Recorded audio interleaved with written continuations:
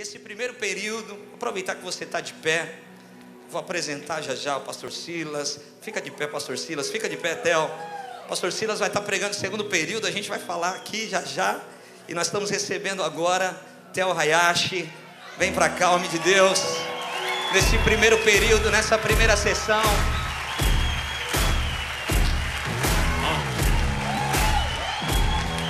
Fica à vontade, Theo.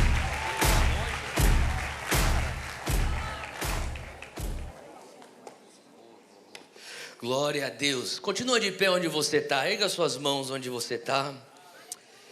Quantos estão sentindo a presença do Espírito Santo nesse lugar? Aonde você estiver, feche os teus olhos. Repita comigo: Senhor Deus, com toda a tua fé, diga: Espírito Santo, Tu és o meu ajudador. Eu dependo de Ti. Hoje, ó Deus, guia-me em toda a verdade. Espírito Santo de Deus, eu te dou permissão, eu te dou liberdade. Traz o teu confronto, traz o teu consolo.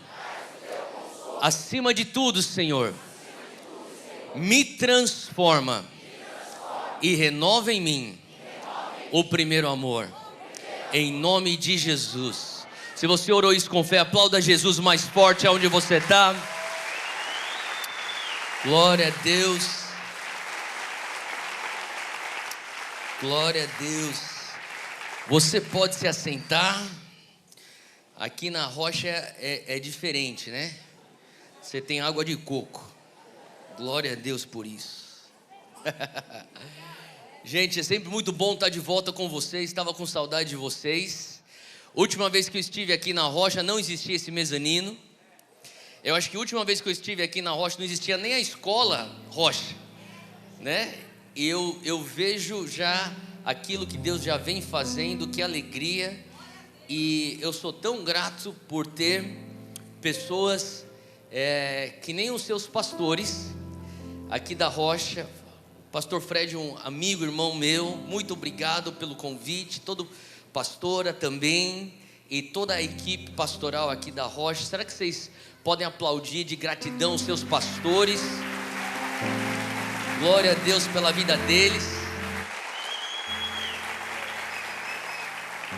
Amém. Eu quero rapidamente fazer aqui algumas burocracias, depois a gente já vai entrar na palavra. Eu quero rapidamente só falar, a gente trouxe aqui alguns materiais do Dunamis. Quem aqui conhece o Dunamis? Tá, o pessoal aí então conhece. A gente está trabalhando já com os universitários já faz alguns anos. No início desse movimento, uma das mensagens que mais pautou aquilo que Deus estava fazendo era esse livro aqui chamado Next Level. Fala comigo, Next Level. É em inglês para próximo nível. Quantos aqui creem que Deus tem um próximo nível para você? E aqui a gente fala sobre o teu próximo nível. Fala comigo, o meu próximo nível vai começar no final da minha zona de conforto. Quem quer crescer aqui? Se você quer crescer, você tem que estar disposto a sair da tua zona de conforto. Quem está disposto a isso? Eu falo sobre as chaves bíblicas para você sair da tua zona de conforto e alcançar o próximo patamar em Deus. Eu também trouxe esse aqui chamado Nada Mais Importa, que minha esposa Júnia Hayashi escreveu. E por sinal ela manda um beijo para todo mundo. Está lá em casa com os meninos. Mas fala sobre uma vida de entrega. Se você está começando a tua jornada com Jesus, ou conhece alguém que está nesse início de jornada, eu quero recomendar esse livro para você. Um livro que fala sobre viver de uma maneira até que nada mais importa a não ser Jesus. E também um livro que tem me impactado bastante é o livro que transforma nações. E obviamente o título desse livro não diz respeito ao próprio livro, diz respeito à Bíblia. Quantos aqui amam avivamento? Levanta a mão se ama avivamento. Quem ama transformação, levanta a mão. Isso aqui são relatos de avivamentos na história da igreja, que foram avivamentos que culminaram numa reforma, numa transformação. Foi escrito pelo Loren Cunningham, é um dos meus mentores, é o fundador da Jocum, um senhor de 87 anos de idade. E assim, tem muita pérola preciosa aqui. Eu quero recomendar a você que ama avivamento, quer ler e estudar sobre avivamentos, esse livro que transforma nações. E finalmente, a Bíblia Dunamis. Se você acompanha o Dunamis aqui, isso aqui é a mesma Bíblia que a gente também disponibilizou no The Sand. E aqui tem também para você que é um jovem, ou você que conhece jovens, quero recomendar para você Bíblia Dunamis. Está tudo lá atrás. E tem os comentários de jovens líderes aqui também. E tem uma perspectiva que eu acho que vai ajudar bastante você que é um universitário ou um jovem profissional. Então abençoe alguém hoje, amém? Fala para quem está do teu lado, que bom que está do meu lado. Fala assim, eu estou sentindo algo sobre a tua vida. Diz assim, ó, é o espírito da generosidade. Então depois do culto, entre as sessões, vai lá e me abençoa. E volta rapidinho, porque depois o pastor Silas Malafaia pega o segundo tempo. Quem está com fome por mais de Jesus hoje aí? Glória a Deus. Então abre aí comigo Esther capítulo 4. Esther capítulo 4. Sabe, uma das coisas que eu tenho entendido do Senhor e tem realmente pautado a nossa jornada como Zion Church, que é a igreja que eu e Júnior pastoreamos a partir de São Paulo e em outras localidades também, e também o Dunamis, tem sido nós trabalharmos sempre com um fim em mente. Sabe, se você quer ser uma pessoa bem-sucedida em qualquer coisa, é importante que você trabalhe com um fim em mente, não é verdade? E muitas vezes eu conversando com alguns jovens líderes e jovens cristãos, discípulos de Jesus, quando eu converso sobre o fim em mente, qual que é o nosso objetivo, eu fico espantado com que, quando eu escuto falar que eu vou viver para Deus, o que é verdade, você deve viver para Deus. Eu quero viver para a glória de Deus, amém, viva para a glória de Deus. Mas hoje eu quero ser um pouquinho mais, talvez objetivo, nos meus minutos que eu tenho hoje aqui. E uma das coisas que eu tenho carregado e tenho tentado transmitir às pessoas ao meu redor, é nós sermos bem objetivos na nossa jornada com Jesus. Quando eu penso sobre ter o fim em mente, eu começo a lembrar de Gênesis 1, 26. Eu sei que você está com a Bíblia aberta em Esther 4, mas se você puder, anota aí Gênesis 1, 26 a 29. É o que nós chamamos de um mandato cultural. E tudo começa num jardim. A nossa história como filhos de Deus começa num jardim. Eu escutei uma vez um homem de Deus dizer: tudo começa no jardim para que viesse a culminar numa cidade, que é um polo cultural. E quando eu começo a pensar sobre isso, a Nova Jerusalém, a cidade que desce, uma cidade completamente restaurada, eu entendo que aquilo que o primeiro Adão tinha a oportunidade de fazer, que era justamente multiplicar, frutificar, era algo que ele deixa a peteca cair. E o segundo Adão, que é, quem é o segundo Adão? Adão? Jesus, ele vem e ele traz aquilo que nós chamamos de grande comissão. Quantos aqui já ouviram falar de grande comissão? Levanta a mão se ouviu falar esse termo, a grande comissão. Você vai encontrar dois textos na Bíblia sobre a grande comissão. Você vai encontrar em Marcos 16 e também em Mateus 28. São Marcos traz uma perspectiva da grande comissão, que São Mateus traz uma outra perspectiva. Mas uma das coisas que a gente entende é que quando Jesus morre, ele é sepultado, ele ressuscita e ele está prestes a ascender. Ele entrega para nós discípulos uma comissão. E nessa comissão, que é uma missão, ele está falando: olha, retome aquilo que foi perdido no jardim. O que foi perdido no jardim? Foi perdido no jardim um senso de governo, de trazer o céu refletido na terra. É por isso que Jesus ensinava a gente a orar de uma maneira muito específica. Ele falava: venha a nós o teu reino. Lembra disso? Pai nosso, seja feita o quê? A tua vontade. Você concorda que vontade é desejo?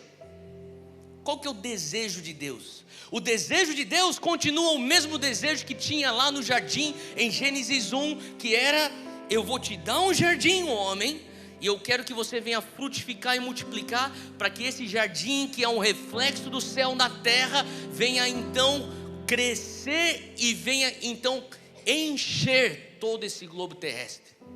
Para pensar que Deus nos deu um jardim, e a ideia inicial, a ideia original de Deus, é que nós viéssemos então a ser bons mordomos daquilo que iria crescer e se expandir.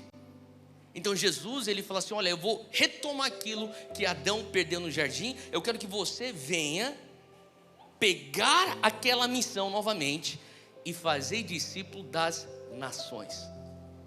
Quando eu falo, eu quero dizer sim à missão de Deus, e eu quero cumprir a vontade de Deus. Qual é a vontade de Deus? Talvez é a pergunta que mais é feita para mim enquanto eu falo com jovens, e também não só jovens, tantas pessoas. Então, o que Deus espera de mim? Deixa eu te falar o que Deus espera de você. Deus espera que você venha frutificar, amém? Deus espera que aquilo que está na tua mão venha multiplicar, venha frutificar. E a maneira como isso acontece é quando você faz discípulos. Agora, em Marcos 16, existe a ênfase: fazei discípulo das nações, ou melhor, de pessoas. Em Mateus 28, existe a ênfase de fazer discípulo das nações. Então, quando você pega aquilo que, o punhadinho ou pedacinho do céu que você já tem, e você vai multiplicando e frutificando, aonde for que você estiver, na tua família, aonde você estuda, no local do teu trabalho, aonde você malha na academia, você está levando e multiplicando, fazendo discípulos e fazendo discípulo de nações. Faz sentido? Por isso que eu acredito que um avivamento genuíno, eu perguntei quantos aqui amam o avivamento. Eu acredito que o avivamento genuíno, ele tem que culminar numa reforma social. Ele precisa chegar num lugar de transformação. E hoje eu quero passar por 3 conceitos bíblicos de transformação. Porque se você não está percebendo, Deus está fazendo algo incrível no Brasil. Quem concorda comigo? Deixa eu falar de novo. Deus está fazendo algo incrível no Brasil. Eu não sei se você percebe isso. Eu também não sou o mais experiente, mas uma coisa eu sou rato de igreja. Tem uns ratos de igreja aqui? Sabe, eu cresci na igreja, desde o meu primeiro domingo eu já estava na igreja. Falo para as pessoas: eu sou filho de pastor, eu sou neto de pastor, eu sou sobrinho de pastor, eu sou primo de pastor. Tudo lá em casa era pastor, até o cachorro era um pastor alemão.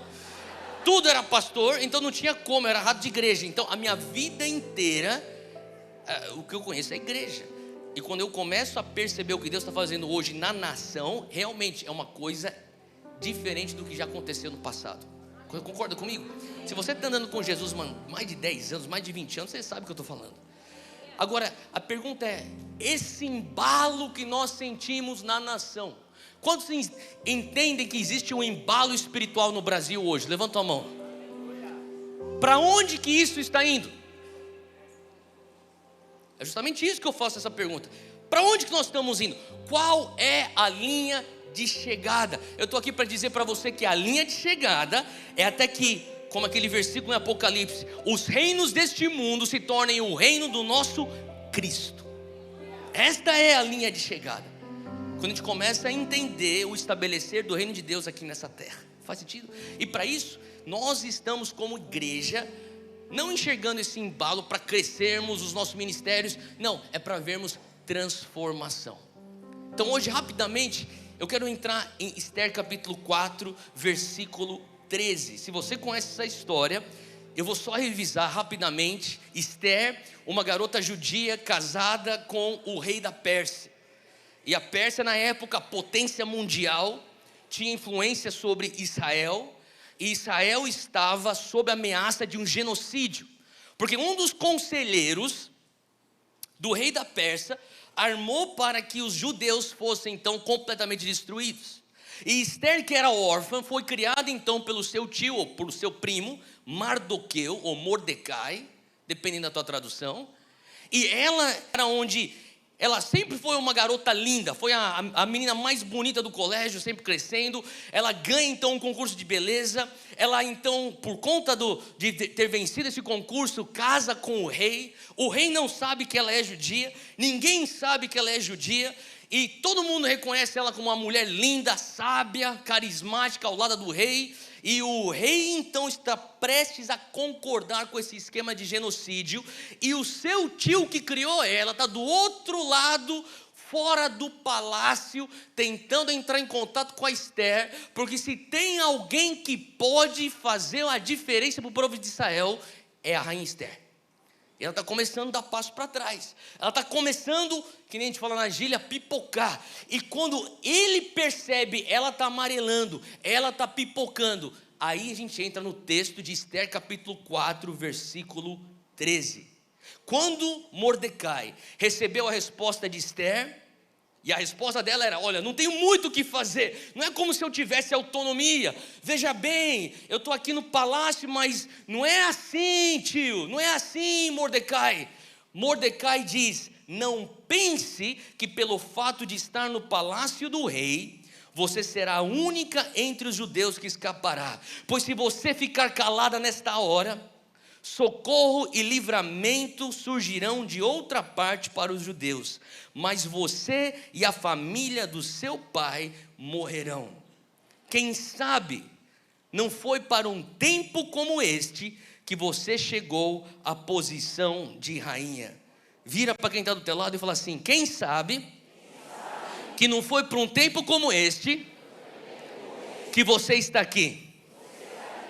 Sabe, Mordecai estava tentando lembrar Esther da vocação que ela carregava.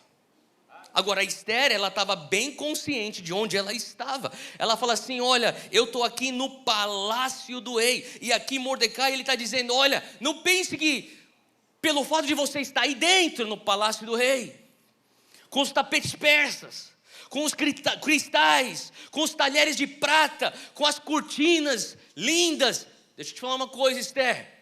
Você está dentro do palácio do rei, mas não se esqueça que quem sabe é para um tempo como este que você está aí. Fala comigo, influência.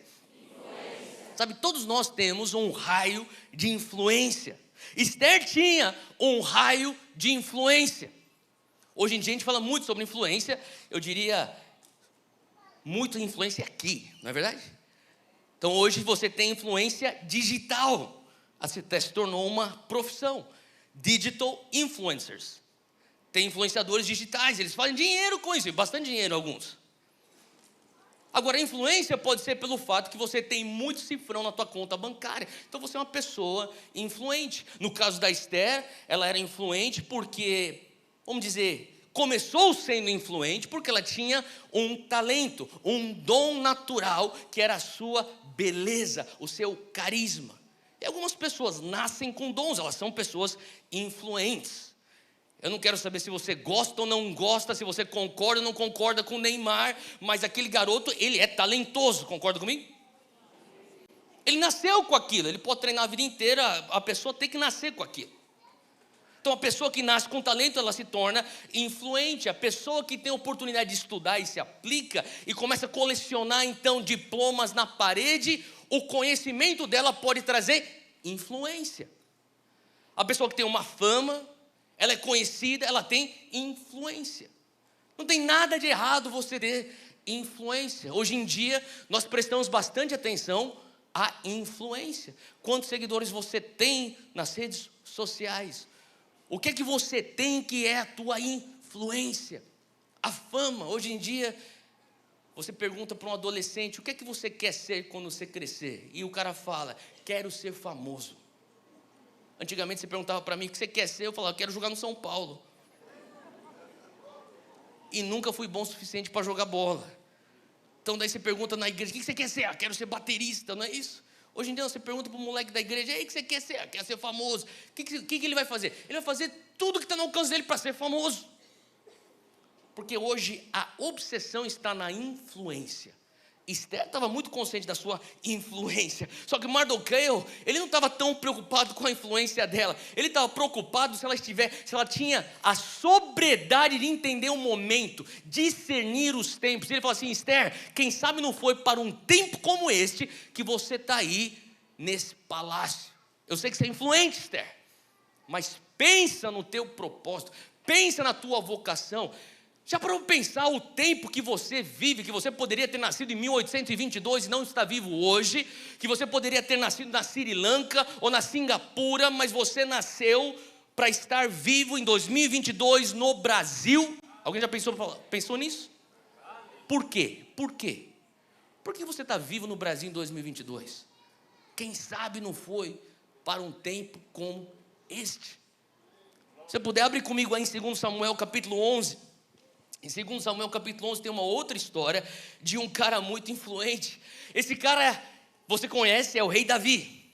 Em 2 Samuel capítulo 11, versículo 1, fala da influência do rei Davi. Diz assim: olha, na primavera, época em que os reis saíam para a guerra. Se você não achou, eu estou em 2 Samuel capítulo 11, versículo 1. Na primavera, época em que os reis saíam para a guerra, Davi enviou para a batalha Joabe com seus oficiais e todo o exército de Israel, e eles derrotaram os amonitas e cercaram Rabá, mas Davi permaneceu em Jerusalém. Olha, só nesse texto você vê que o cara é muito influente, porque você conhece Davi na época que ele lutava com gigantes, o gigante Golias, você lembra disso? E naquela época ele não tinha um exército. Naquela época ele mal e mal tinha uma armadura que cabia nele. Ele tinha o quê? 5 pedras, uma funda e muita coragem. Esse Davi, ele foi ganhando influência, concorda comigo? Ele ganha tanta influência que agora, no versículo 1, ele chega no momento que ele fala assim: olha, eu não vou mais para a guerra, eu estou influente. Sabe o que eu vou fazer? Eu vou enviar Joabe. Aí Joabe, pega os meninos aí, bota aí os armamentos aí, vão vocês para a guerra. E o cara é tão influente, o cara tem um exército tão forte, ele militarmente está no outro patamar, bem diferentemente do que ele era antes. E agora eles, versículo 1, derrotaram os amonitas e cercaram Rabá. Olha só essa frase: mas Davi permaneceu em Jerusalém. Esse cara é bom, velho. O cara é influente, o cara fica em casa no palácio e ele ganha guerras. Cara influente. Mas sabe o que eu comecei a entender? Que talvez o tendão de Aquiles de Davi está na primeira frase desse versículo. Olha só a primeira frase do versículo 1. Diz que na primavera, fala comigo, na primavera é a época em que os reis saíam para a guerra. Para pensar nisso. Davi, ele tem muita influência, mas eu fico perguntando, por mais incrível que seja o raio de influência de Davi, qual que é agora, nesse momento, o raio de visão de Davi? Porque o propósito de Davi não é para estar em Jerusalém, no seu palácio. Porque se você for seguir o texto aqui está dizendo que primavera é a época em que os reis precisam ir para a guerra. Já parou para pensar que às vezes você pode ser tão influente, mas tão influente, que você deixa de cumprir o teu propósito? Esther estava tão influente, que de repente aí o primo dela fala: ei, para um tempo como este. Você esqueceu, garota, por que você foi parar aí dentro nesse palácio? Eu sei que você tem bastante influência, Esther, mas será que você está enxergando a visão, o propósito, a vocação que Deus pôs dentro de você? Davi, eu sei que você é influente, você é tão influente que você manda as pessoas para a guerra e eles conquistam territórios enquanto você está aí chupando uva no palácio. Mas será que você já percebeu, Davi, que reis precisam estar no campo de batalha durante a primavera? Não é a visão e não é o propósito de Deus que os reis fiquem nos seus palácios durante a primavera. E daí no versículo 2, continua o texto. Uma tarde, Davi levantou-se da cama e foi passear pelo terraço do palácio. E do terraço, então, ele viu uma mulher muito linda tomando banho. O que está acontecendo aqui? Davi tinha que estar onde? No campo de batalha, não é verdade? Mas ele tem muita influência. Ele tem tanta influência que ele tem um baita de um terraço. Ele tem uma cobertura. É a cobertura real. Ele devia ter aquela piscina com borda infinita. Ele está lá curtindo, enquanto Joabe está lá, matando os inimigos dele. E ele está lá curtindo a piscina. E aquele dia, no terraço do seu palácio, ele olha e vê então a tentação desnecessária. Por que desnecessária? Porque se ele estivesse cumprindo a visão dele, ele não estaria naquela posição que o derrubou. Quando você tem influência desse tamanho e visão desse tamanho, então tem aqui uma zona de discrepância. Olha isso aqui. A tua influência, ela sobrepuja a tua visão. O que seria, Theo, a zona de discrepância? Seria o lugar onde você tem mais dinheiro do que visão. Seria o lugar onde você tem mais fama do que propósito. Seria o lugar onde você tem mais conhecimento do que revelação daquilo que Deus é. É o lugar onde você tem uma plataforma tão gigantesca, mas você não tem para onde impulsionar o povo. Davi, ele deixou de alguma maneira a sua influência crescer e sobrepujar a sua visão. E aqui, Esther estava na mesma posição e seu primo Mardoqueu está falando, olha, para um tempo como este. Sabe, eu comecei a perceber que tem muitas vezes lugares onde eu vejo líderes que caem, porque em algum momento não se deram conta que a sua influência, que começou tão pequenininho como uma funda em 5 pedrinhas, ela cresce, cresce, cresce e vai além daquilo que é a vocação que Deus nos pôs. Então eu comecei a pensar, Deus, a minha versão que agrada o Senhor não é um Theo Hayashi super influente, não é um Theo Hayashi que está mandando outros para ir para a guerra e eu aqui no terraço curtindo a vida. Você pode perguntar para minha esposa e ela vai concordar que a melhor versão do Theo Hayashi é um Theo Hayashi desesperado por um milagre. Eu nunca vi alguém desesperado, arrogante.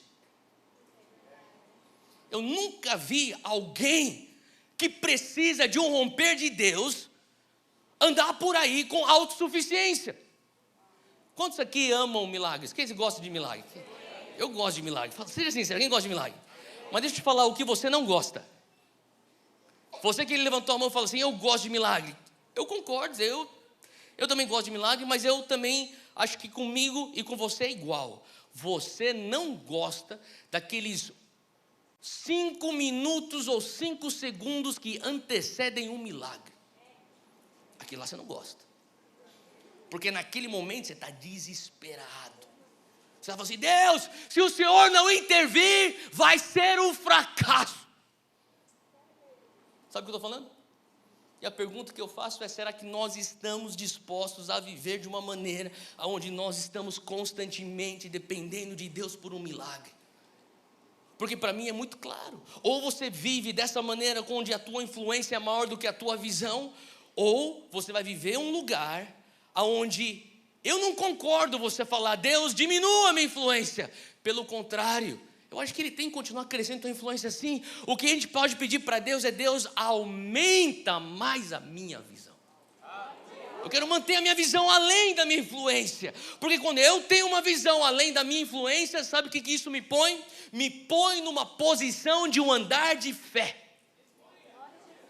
Deixa eu te dizer uma coisa, para você que é talentoso, para você que é influente, para você que é dotado, para você que é conhecedor, para você que é famoso, para você que é próspero, o lugar seguro na tua vida é uma visão que é além da tua influência. Sabe, uma visão onde os teus recursos não são suficientes, porque naquele lugar você está em humildade. E quando eu começo a ler as estatísticas, que órgãos não cristãos, mas seculares falam acerca da igreja evangélica do Brasil, eu me preocupo um pouco. Porque eles dizem que em 2030 nós seremos 45% da população. e que em 2032 nós já seremos 51% da população. E a pergunta que eu faço é: será que nós estamos num lugar como igreja evangélica nessa nação, como juventude evangélica do Brasil, que vamos saber lidar com tamanha influência? Eu não estou falando, Deus, tira os números da juventude evangélica brasileira ou da igreja de Cristo no Brasil de maneira alguma. O que eu estou orando é: Deus, alarga a minha visão. Porque 51% da população brasileira é muito dinheiro. 51% da população brasileira é muito voto. 51% da população brasileira é muito talento. É muita fama. Eu tenho perguntado, Deus, será que eu tenho uma visão que vai sobrepujar aquilo que nós vamos viver nos próximos 10 anos? Será que nós, como igreja de Cristo, temos uma visão que vai além do nosso próprio umbigo, que vai além das 4 paredes da igreja, que vai além da nossa denominação, que vai além daquele nosso reduto? Deus, fala comigo, alarga a minha visão. Quando a gente fala sobre transformação, a gente fala sobre uma igreja que vai discipular uma nação, nós precisamos de uma igreja que tem mais visão do que influência. De maneira alguma peça para Deus diminuir tua influência, peça para Deus alargar a tua visão. Será que você pode fazer isso agora? Fala assim: Deus, alarga a minha visão. Fala assim: Deus, eu quero sonhar os teus sonhos. Pai, eu quero correr atrás daquilo que faz teu coração bater. O segundo conceito de transformação que eu quero dividir com você se encontra lá em Daniel. Então você tem uma jovem, Esther, passando por esse processo de alargar a visão além da sua influência, que é extremamente necessário para você ser então um reformador, um avivalista, um transformador que leva a transformação do reino. E aqui você tem Daniel, um cara que aos 16 anos de idade foi pego escravo como uma propriedade da Babilônia agora, castrado. Esse cara que está sendo agora, a sua cabeça dele está sendo lavada pelas doutrinas da Babilônia. No versículo 8 de Daniel 1, eu quero que você leia isso. Daniel, que está passando por esse processo, ele se encontra num lugar onde ele enxerga todos os manjares do rei. Versículo 8 diz: Daniel, contudo, decidiu, fala comigo, propositou em seu coração. Tem uma versão que diz: Daniel propositou em seu coração. Eu amo essa versão. Você talvez tenha decidiu em seu coração, mas Daniel, ele encontra no seu coração o seu propósito. Ele se posiciona no seu coração, no seu íntimo. Ele fala assim: eu não vou me tornar impuro com a comida e com o vinho do rei. E ele pediu ao chefe dos oficiais permissão para se abster deles. Para pensar, tudo começa, fala comigo, tudo começa no meu coração. Por isso que essa canção que o Brunão estava cantando agora sobre a igreja avançando, e fala: Deus, reaviva e começa no meu coração. A revolução que você vai ler no livro de Daniel, que acontece na Babilônia, começa onde? No coração de um jovem, no coração de um filho de Deus. Ele fala assim: olha, eu vou começar propositando no meu coração. Ele começa a olhar todos aqueles manjares, ele começa a ter o entendimento dos rituais pelos quais aquelas carnes passaram, aqueles manjares passaram. Ele fala assim: eu não vou me contaminar com essa perversão. Ele determina no seu coração: vou viver de uma maneira santificada. Faz sentido? Ele começa com o seu coração. Versículo 11 do mesmo capítulo. E Daniel disse então ao homem que o chefe dos oficiais tinha encarregado de cuidar dele, e de Ananias, Misael e Azarias, que nada mais é do que Sadraque, Mesaque e Abednego: peço-lhe que faça uma experiência com seus servos durante 10 dias. Não nos dê nada além de vegetais para comer e água para beber. E depois compare a nossa aparência. Fala comigo, a nossa aparência. Começa com eu, daqui a pouco estamos no nós. Ele fala assim: compare a nossa aparência com a dos jovens que comem a comida do rei, e trate os seus servos de acordo com o que você concluir. Sabe, começa no individual. Mas de repente, Sadraque, Mesaque e Abednego, eles olham a maneira como Daniel está se portando na mesa do rei. Ele falou: Daniel, você não vai comer? Não. O que aconteceu? Vem cá. Esse tipo de carne passou por isso, por aquilo. Isso aqui passou em rituais assim, assim, assado. Isso aqui é resultado de crenças assim, assim, assado. E daqui a pouco, o coração de Sadraque, Mesaque e Abednego também estão sendo propositados de acordo com o padrão de Deus. Faz sentido? O que é isso? Fala comigo, discipulado. Ele pega 3 caras mais próximos deles e fala assim: ó, deixa eu falar para você o que o Espírito Santo está trazendo de convicção no meu coração. E daqui a pouco aquilo que começou com um coração começa a espalhar para 3 corações, tipo café. E daí os 3 corações, desculpa, estava fora do script essa. Agora são 4 corações, estão propositados no propósito do Senhor. Sabe, eu comecei a entender que para a gente começar a ver uma mudança na nação, para nós começarmos a ver mudança nas nações, começa no individual e depois tem que começar a espalhar pela comunidade, e depois que espalha pela comunidade, capítulo 3, abre aí comigo, Daniel 3, versículo 28, os 3 hebreus. Daniel nem está mais nessa cena aqui. Ele fez tão bom trabalho de discipulado que esses caras aqui, eles estão se posicionando por si mesmos. E eles não vão se curvar à Babilônia. E aí eles são jogados na fornalha, e Nabucodonosor, enxergando o 4º homem na fornalha, reconhece Deus com os 3 hebreus e diz: louvado seja o Deus de Sadraque, Mesaque e Abednego, que enviou o seu anjo e os livrou os seus servos. Versículo 29, por isso eu decreto, fala comigo, decreto, que todo homem de qualquer povo, nação e língua que disser alguma coisa contra o Deus de Sadraque, Mesaque e Abednego seja despedaçado e sua casa seja transformada em monte de entulho, pois nenhum outro Deus é capaz de livrar alguém dessa maneira. O que está acontecendo? Está acontecendo que algo começa no coração do indivíduo, espalha então para o coração da comunidade e depois chega finalmente num decreto nacional. Eu sou totalmente a favor de leis que defendem os valores bíblicos. Você também é a favor disso, mas sabe o que eu comecei a entender? Que tem muita gente que quer cortar caminho. Eu não quero me posicionar por moralidade, eu não quero ter que me sacrificar e viver em santidade, também não quero nem me posicionar na mesa de jantar da minha família, ou na roda dos meus amigos na minha universidade, mas eu gostaria muito que o governo passasse uma lei moral. E deixa eu te falar uma coisa, não existe como a gente ver uma transformação genuína se não for de dentro para fora. Precisa começar no indivíduo, precisa passar por discipulado, até que nós alcancemos então uma massa crítica. E a massa crítica força o governo e o Estado, vamos passar uma lei, porque eles são muitos. Faz sentido o que eu estou falando? Um dos meus heróis da fé é um cara que não está na Bíblia, mas está na história da igreja. O nome dele é William Wilberforce. Não sei se você já ouviu falar de William Wilberforce, mas se você começar a ler a história desse cara, esse cara vai te inspirar muito. Por quê? Porque esse cara foi um abolicionista e um reformador.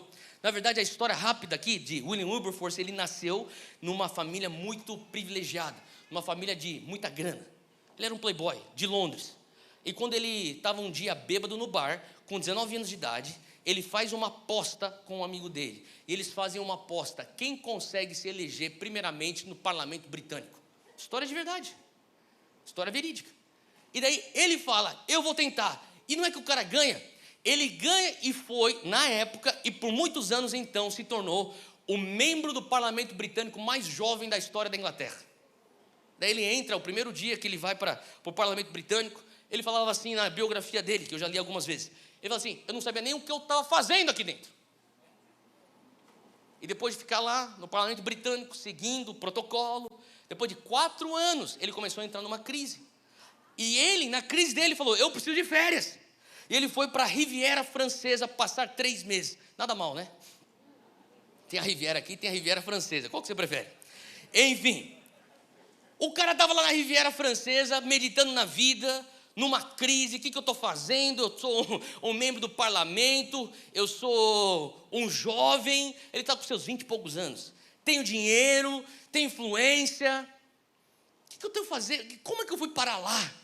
Daí quando ele decide, eu preciso de Deus, ele chega a essa conclusão, nas férias dele. Ele volta para Londres, ele procura uma igreja. Quando ele chega numa igreja, ele conhece um pastor. O nome desse pastor era Reverendo John Newton. Talvez você nunca escutou falar do Reverendo John Newton, mas com certeza você já ouviu falar da canção que ele escreveu, Amazing Grace. Alguém já ouviu falar sobre essa canção? Graça Maravilhosa. John Newton escreveu essa canção porque ele antes era uma pessoa que fazia negócios vendendo escravos. E quando ele é atingido pela convicção do Espírito Santo, ele olha o navio negreiro que ele era o dono, e ele começa a chorar debaixo da convicção do Espírito Santo, e ele começa a falar assim: quem consegue me perdoar? Só uma graça maravilhosa. E a canção surge desse momento. Então John Newton agora ele já é pastor. Ele é um pastor que começa então a influenciar a vida de William Wilberforce. Para falar a verdade, ele fazia o discipulado com William Wilberforce. E esse membro do parlamento, ele começou a falar: ô pastor, o que eu faço da minha vida? Eu tenho tanta influência, o que Deus quer de mim? E um dia John Newton deu o melhor conselho para William Wilberforce. Ele falou: você vai começar a orar a seguinte oração. Você vai pedir: Deus, faz o meu coração doer com aquilo que dói no teu coração. É uma boa oração. Ele começou a orar: Deus, faz o meu coração doer com aquilo que dói no teu coração. De repente ele começou a olhar escravos lá na Inglaterra, lá em Londres. Ele começou a ter uma dor no coração. Ele começou a falar assim: é errado nós tratarmos os nossos irmãos negros de uma maneira como se eles fossem abaixo de nós, ou propriedade nossa, ou animais. Isso é pecado. Ele chega então, John Newton explica para ele porque isso era algo que vinha de Deus e que talvez essa fosse a causa da vida dele. Então William Wilberforce, ele começa a entrar com, sabe, esse ímpeto. Ele fala assim: eu já sei o que eu tenho que fazer, eu sei porque que Deus me deu tanta influência, eu sei porque que Deus me pôs dentro do parlamento com uma idade tão jovem. Ele fala assim: eu vou lutar pela abolição da escravidão. Daí ele vai então no dia seguinte, depois da revelação, e ele tenta passar a lei no parlamento britânico, e de cara ele já é rejeitado. Bum, a porta bate na cara dele. Ele volta para trás e ele fala: o que eu tenho que fazer? Daí ele começa algo que é chamado de Clapham Sect, ou os Santos de Clapham. Era um clube que ele formou, e Clapham é um bairro nobre de Londres, e ele junta então os amigos deles, todos de privilégio, que vêm de famílias privilegiadas. Eles falam: e todos amam Jesus. Eles falam assim: vamos formar um clube aqui. Eles eram mais ou menos 70 a 80 jovens, todo mundo com grana, todo mundo amando Jesus, e todo mundo se perguntando: por que Deus nos deu tanta influência? Você pode estudar isso nos livros de história da igreja. E daí eles começam a orar e perguntar para Deus. E William Wilberforce se levanta como o líder deles. Ele fala assim: sabe o que a gente pode fazer? Nós podemos abolir a escravidão. Agora, eu quero que você pense em 70 a 80 jovens de 20 e poucos anos pensando que eles vão literalmente abolir a escravidão. Isso numa época onde ter escravos era totalmente legal. É algo tão longínquo. E eles se reuniram e falaram: vamos fazer isso. É isso que Deus nos chamou, vamos fazer isso. Então eles se juntam, eles falam: William, amanhã vai para o parlamento, tenta passar de novo a lei. E o William tentava passar a lei, ele era rejeitado. Mas sabe o que eles começaram a fazer? Falou: William, a gente entendeu, nós vamos aos finais de semana trabalhar por essa causa. E eles iam então aos finais de semana para um vilarejo, e lá naquele vilarejo eles achavam então uma igreja anglicana. Eles falavam para o pastor anglicano: a gente pode conversar com o senhor? Daí o pastor falava assim: pois não. Eles faziam uma pergunta: pastor, você tem escravos? E o pastor fala: tenho. Pastor, você sabe que você está em pecado? Não, imagina como que estou em pecado. Abre tua Bíblia. E eles então faziam aquilo que John Newton fez para William Wilberforce, e aquele pastor era convicto pelo Espírito Santo do pecado dele. Daí eles falaram: o que eu faço agora? Pastor, você liberta teus escravos, e domingo você vai entrar no teu púlpito e você vai fazer uma pergunta para a congregação: quem aqui tem escravos? E quando as pessoas levantarem as mãos, você vai falar: vocês estão em pecado. E vocês vai falar assim: vocês precisam liberar teus escravos. E abra a Bíblia comigo, eu vou te ensinar por quê. Eles faziam isso todos os finais de semanas de vilarejo a vilarejo pela Grã-Bretanha. E todo ano, William Wilberforce ia tentar passar a lei. Porta na cara. Você sabia que William Wilberforce tentou passar a lei 17 vezes no parlamento britânico e todas as 17 vezes ele foi rejeitado. E finalmente, depois de ter feito tantas reuniões pelas igrejas anglicanas e pelos vilarejos e pelas cidades, eles alcançaram então um lugar onde a moralidade da Inglaterra começou a mudar, porque eles alcançaram massa crítica, onde as pessoas começaram a ter suas próprias convicções individuais, da comunidade, e eles começaram a falar: isso aqui tem que passar como um decreto nacional, isso aqui é errado, isso aqui é um pecado. Você está entendendo o que eu estou falando? Chegou um determinado momento que William Wilberforce, depois de 20 anos, fala comigo, 20 anos. 20 anos ele nessa causa para abolir a escravidão, ele vai lá e na 18ª vez, ele tenta passar a lei e a lei passa. E quando a lei passa, 3 dias depois, ele morre. Agora, ele não estava vivo para ver o que aconteceu, porque quando a lei passou, todo o Império Britânico então aboliu a escravidão, e daí então a pressão está nos franceses. O Império Francês sente a pressão, o movimento abolicionista já estava surgindo em diversas partes do mundo, e porque a Inglaterra conseguiu passar, agora a pressão está na França.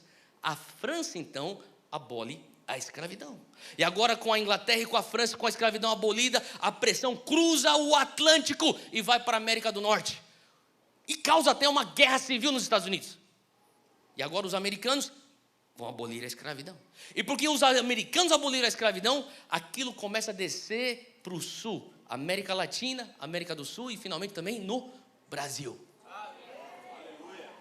Isso é o poder de você fazer algo de dentro para fora, até que você alcance massa crítica.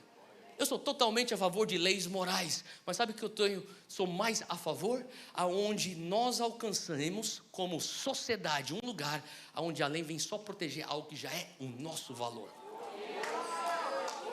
Deus está chamando uma igreja para fazer essa transformação.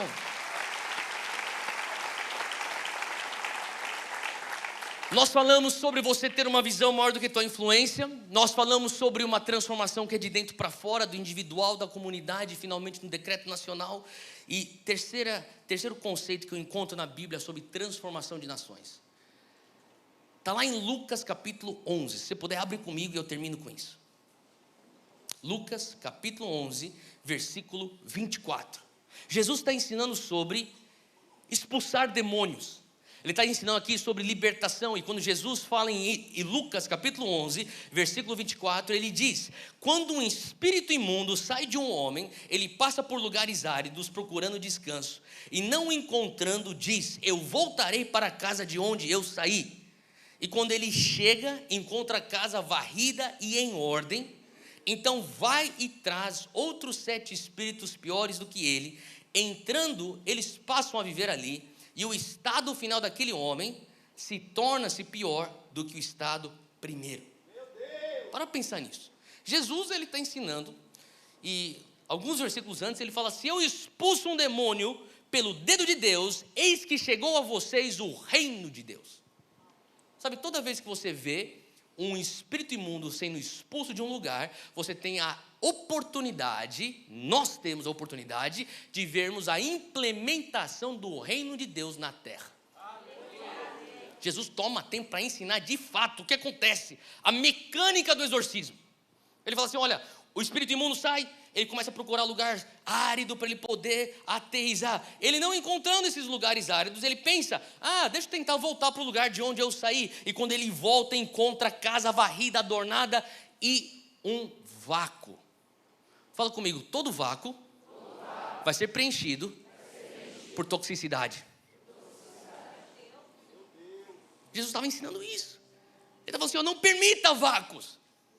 Ele está falando assim: olha, se você, eclesia, igreja, não discipular o mundo vai discipular você. Não tem campo neutro. No reino de Deus só tem dois movimentos, de avanço e de retrocesso. Não existe o movimento de manutenção. E aqui Jesus está falando: o espírito imundo ele sai, mas se você não preencher rapidamente, ele volta. E quando Jesus nos dá a grande comissão, ele fala: ide, fazei discípulos das nações. Vamos olhar isso de uma maneira um pouquinho mais pragmática. Uma nação, uma sociedade, a palavra no grego original é etnes, pode pôr aqui.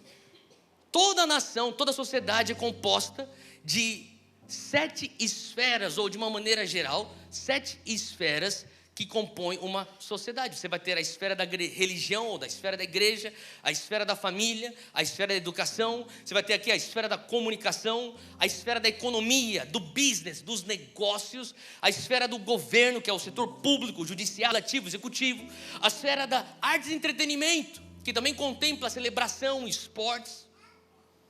Se for ver, é uma sociedade composta dessas esferas. E sabe, eu sou rato de igreja, que nem eu disse. Minha mãe me arrastava para tudo quanto é canto. Vigília, ato profético, congresso de batalha espiritual. Eu lembro quando eu era pequeno, minha mãe junto com minha tia, eles faziam aqueles atos proféticos, Neuza e Tioca, e ela falava: vamos lá, a gente vai amarrar a potestade desse lugar aqui, vamos expulsar e vamos ungir a cidade. Eu entendo, concordo com tudo isso. Sabe uma coisa que eu comecei a entender? Que talvez aquela geração tinha que justamente amarrar o homem forte, jogar para fora, mas a minha geração tem que começar a preencher esses vácuos. Porque o que adianta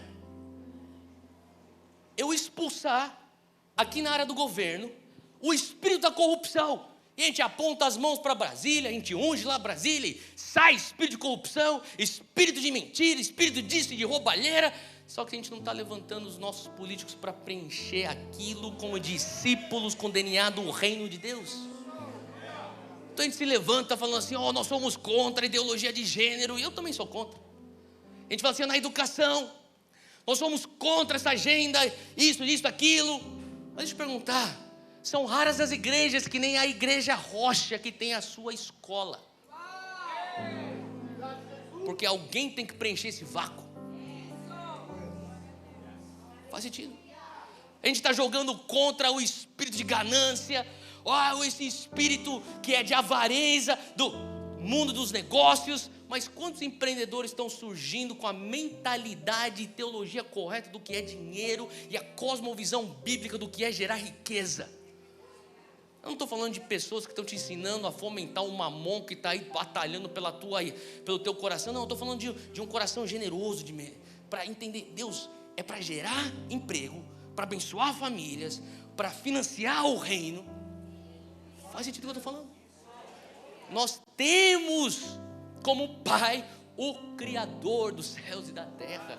Existe alguém mais criativo do que o nosso Pai? Por que a gente não está vendo os artistas surgindo então nas artes e entretenimento? Por que a gente não está levantando pessoas que vão para pautar a tendência da arte sem se corromper com aquele mundo escuro que já está lá? E conseguem ser Daniéis na Babilônia, Josés no Egito, Estéres na Pérsia. Quando a gente fala sobre discipular nações, nós precisamos preencher os vácuos. Nós precisamos aumentar nossa visão para que ela seja maior do que a nossa influência. Nós precisamos fazer um crescimento da direção de dentro para fora, começando em mim. Não criticando, é o governo. Não, começa em mim. Depois minha comunidade. E depois vamos levantar e fazer um trabalho para ver decretos de acordo com a palavra. Mas também vamos preencher nossos vácuos, porque aquilo que Deus está fazendo nas 4 paredes dessa igreja precisa começar a impactar as estruturas da cultura da cidade de Bertioga, do litoral norte de São Paulo, do estado de São Paulo, do Brasil. E é por isso que Deus levantou você, Rocha Church, para a grande comissão. Então onde você estiver, eu quero que você fique de pé. Eu quero orar com você hoje, porque eu creio que hoje à noite o Senhor está mais uma vez nos comissionando para algo que Ele comissionava os seus discípulos.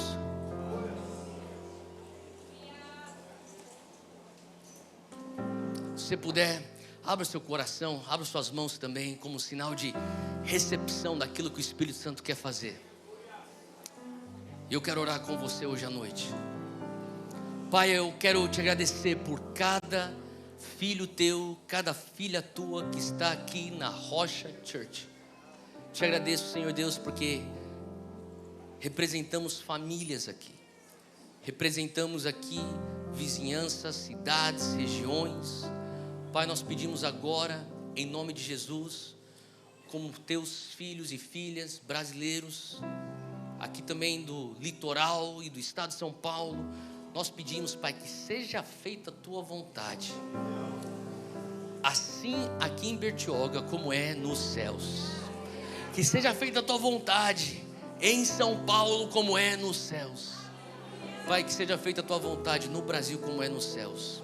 Que venha o teu reino e usa-nos, Senhor Deus, para preencher os vácuos. Começa em nós a mudança que nós oramos e queremos tanto ver no Brasil. Começa em nós, começa na nossa família, começa, Pai, na mesa de jantar de casa.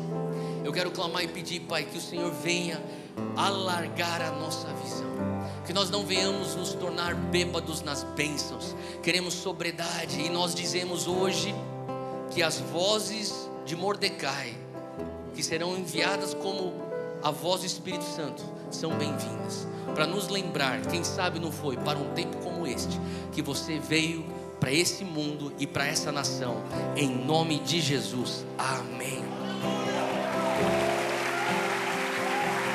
Ele abriu mão de sua glória, sangrou no madeiro por mim, me conectou, salvou, curou. Ele me deu um destino, uma capa e um pouco de vinho. Ele me deu unção, cajado e pão. Pôs um anel em meu dedo e me tirou o medo. Novas sandálias pra suportar o ritmo. Pôs um anel em meu dedo e me tirou o medo. Novas sandálias e disse: vai. Qual é a sua resposta hoje, igreja? E eu me despedi dos meus pais. Eu queimei minhas carroças e eu afundei meus barcos no cais.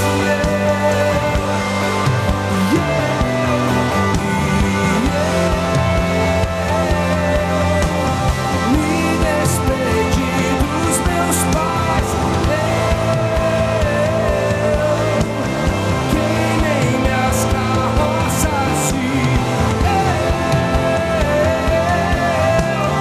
afundei meus barcos no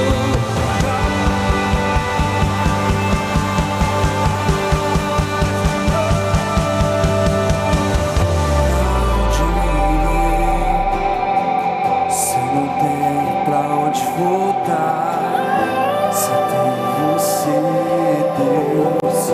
Palavras de vida eterna, pra onde eu irei?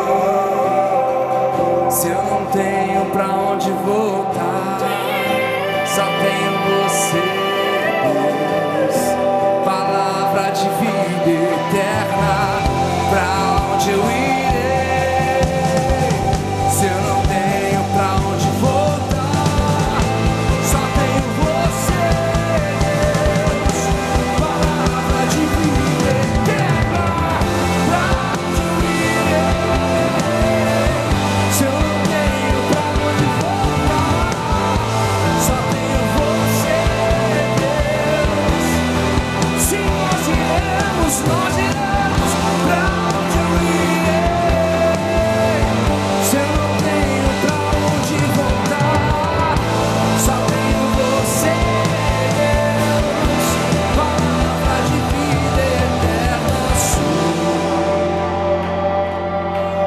sou totalmente teu.